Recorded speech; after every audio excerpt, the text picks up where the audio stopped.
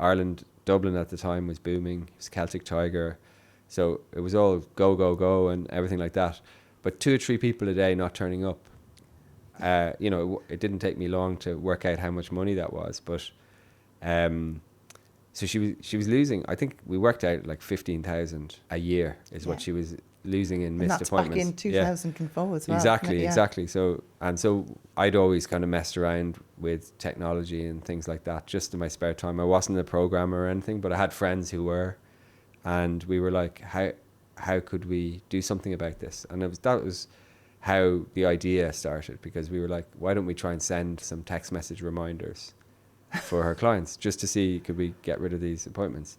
And I said it to Tina, would you mind if I did this? And she was like, go for it. She was so busy with everything anyway. She was like, anything that can work. Yeah. So so a friend kind of programmed a really basic appointment system that you just put in someone's name and number and the time of their appointment, nothing else. You didn't even put in what they were having or anything. It was really basic. And because I was working front of house, I got to do that at the same time, because I was writing the appointments into the book. Yeah. So it was on me, because I was there to also put it into this computer. So it was double entry. So it was a lot of extra work. And the other lady who also worked front of house wasn't the happiest, because I was like, you're going to have to do this as well. So I just given her extra work. But anyway, we did this and started sending out the appointment reminders. And literally within a month, she'd cut them by about 70%. Wow. Now, at the time, people didn't do appointment reminders by text. So I think when people got these texts, they were like, oh my God, Tina's texted me, I better turn up. Like it felt really personal. So it was extra powerful. But yeah, so within 6 weeks, we were saving her, 2/3 of her 15 grand. So she was delighted. And I thought, even then, I don't think we even thought this could be a company or anything like that. We were just like, this is cool, it's working.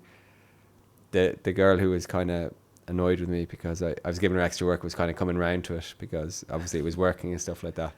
But we did start to think it would be kind of better if rather than just putting something in the computer and writing it down on a book, maybe this could be one thing, so one job. So those ideas were starting to form, but they hadn't. I was still working away, like if you know what I mean. So I hadn't totally thought about it. So how long did it take from that to actually Forrest becoming a software system? So so what happened was, it was basically the run up to Christmas, and if you remember, it's still the case today, but really was the case then, that rush between halfway through November to halfway through December is just manic. And most salons traditionally would have made 50% of their profit in that month. And then obviously you come back in January and you eat up all that profit, you use it all because there's no one there, and you still have to pay your wages and rent and everything. So that was my first experience. Like, she was out the door that Christmas, so barely had time to think. We were just booking appointments and having to do them twice, which obviously my friend was really annoyed with me. And then we went home for Christmas or New Year.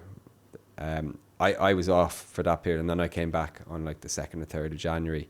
And I remember walking into the salon, and Tina was there with she had the book open, and I was kind of all delighted coming back for Christmas, but I could just see her face kind of just looked sort of petrified, and she was just staring at the book.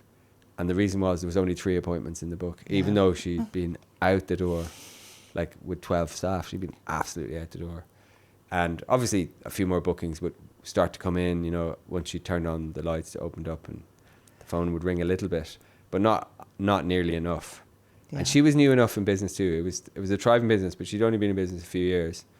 So she's still at that stage of figuring things out too. And it was just a real eye-opener.